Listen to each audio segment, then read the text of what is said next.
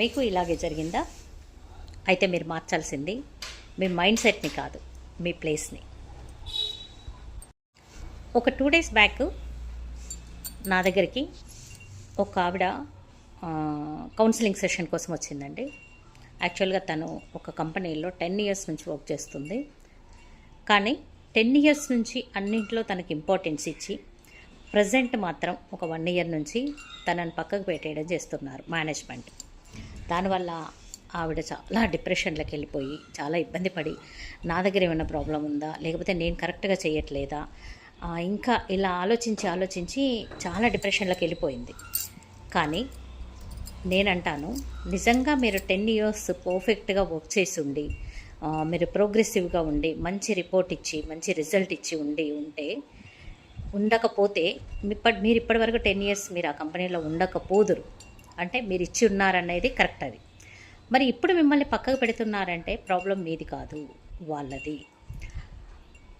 ఎప్పుడైనా ఎంప్లాయర్ అనేవాళ్ళు లేదా కంపెనీస్ మేనేజ్మెంట్ కొత్తదనం కోసం వెతుకుతూ ఉంటుంటారు. మీరు కాకపోతే ఇంకోటి కాకపోతే ఇంకోటి అనే రేంజ్లోనే అప్డేట్ చేస్తూ వెతుకుతూ ఉంటారు. సో వాళ్ళకి ఏదైనా ఆప్షన్ దొరకవచ్చు, లేదా ఒక పర్సన్ని ఎంతసేపు మనము ఇంపార్టెన్స్ ఇస్తాం అనుకోవచ్చు, లేదా మీరంటే పడకపోవచ్చు, లేదా మీరంటే చాలా అన్నిట్లో బాగా ముందుండి సెంటర్ ఆఫ్ అట్రాక్షన్గా అందరి చూపులు మీ మీద ఉండేలాగా మీరు ఉండొచ్చు. అప్పుడు మిమ్మల్ని అడ్జస్ట్ చేసుకోలేకపోవచ్చు.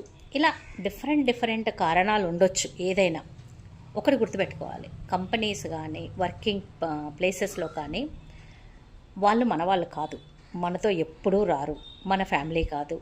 వాళ్ళ కోసం మనం డిప్రెషన్కి లోన్ అవ్వాల్సిన అవసరం లేదు. అలా అని వాళ్ళతో మనం బాగుండమా అంటే చాలా బాగుండాలి. ఎందుకంటే మనం వర్క్ చేసే చోట ఎంత బాగా కలిసిపోతే మనకంత పీస్ ఆఫ్ మైండ్ ఉంటుంది.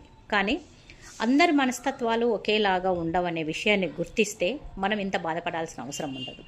సో మీకు అలాంటి సిచ్యువేషన్ ఎదురైతే మీరు మార్చాల్సింది మీ మైండ్ సెట్ని కాదు, మీ ప్లేస్ని. ఎందుకంటే నిజంగా మీకు కాన్ఫిడెంట్ ఉండుంటే, మీ లోపల స్కిల్ ఉండుంటే, మీ సెక్యూర్ రీజన్ అనే విషయాన్ని పక్కన పెట్టి మీరు ఇంకో ఆప్షన్ వెతుక్కుంటే మీరు మోర్ అండ్ మోర్ ఎఫెక్టివ్గా ఇంకా ఉండగలుగుతారు. సో అలాంటి సిచ్యువేషన్లో మిమ్మల్ని మీరు బాధ పెట్టుకుంటూ అక్కడే ఉండాల్సిన అవసరం లేదు. దీనికోసం ఒక చిన్న ఎగ్జాంపుల్ చెప్తాను. మనం జనరల్గా ట్రావెల్ చేస్తున్నప్పుడు, కార్లో ఉన్నప్పుడు ట్రాఫిక్ సిగ్నల్స్ దగ్గర కొంతమంది మన దగ్గర నుంచి ఏదో ఎక్స్పెక్ట్ చేస్తూ మన కార్ డోర్ ముందుకు వచ్చి నిలబడుతూ ఉంటారు.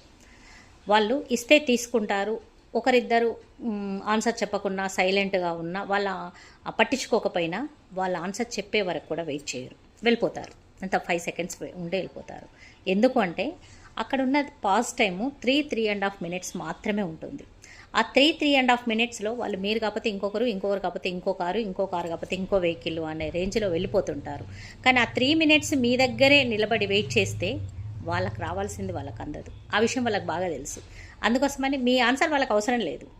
ఇస్తారా ఇవ్వరా బస్ అంతే, వెళ్ళిపోతారు అక్కడి నుంచి. సో అలాగే మన పాస్ టైం కూడా ఒక 30-40 ఇయర్స్ మాత్రమే ఉంటుంది. ఆ 30-40 ఇయర్స్ మనం చాలా ఎఫెక్టివ్గా ఉండాలి అని అంటే మనకు ఎక్కడైతే రికగ్నైజేషన్ ఉంటుందో, ఎక్కడైతే ఇంపార్టెన్స్ ఉంటుందో, ఎక్కడైతే మనకు గుర్తిస్తారో, మనకు వాల్యూ ఇస్తారో అక్కడ మాత్రమే మీ స్కిల్ డెవలప్ అయ్యే అవకాశం ఉంది, మీరు గ్రోత్ అయ్యే అవకాశం ఉంది. సో అలాంటి సిచ్యువేషన్స్ లేనప్పుడు మీరు అక్కడి నుంచి గౌరవంగా క్విట్ అవుతే, మీ స్కిల్ని డెవలప్ చేసుకుంటే మీకు ఇంకా ఎఫెక్టివ్ ఆపర్చునిటీస్ వస్తూ ఉంటాయి. మీరు ఇంకా ఎఫెక్టివ్గా వర్క్ చేయగలుగుతారు, చాలా బాగా ఉండగలుగుతారు. ఈ విషయాన్ని అర్థం చేసుకుంటే ఆ డిప్రెషన్ అనేది ఉండదు. Thank you.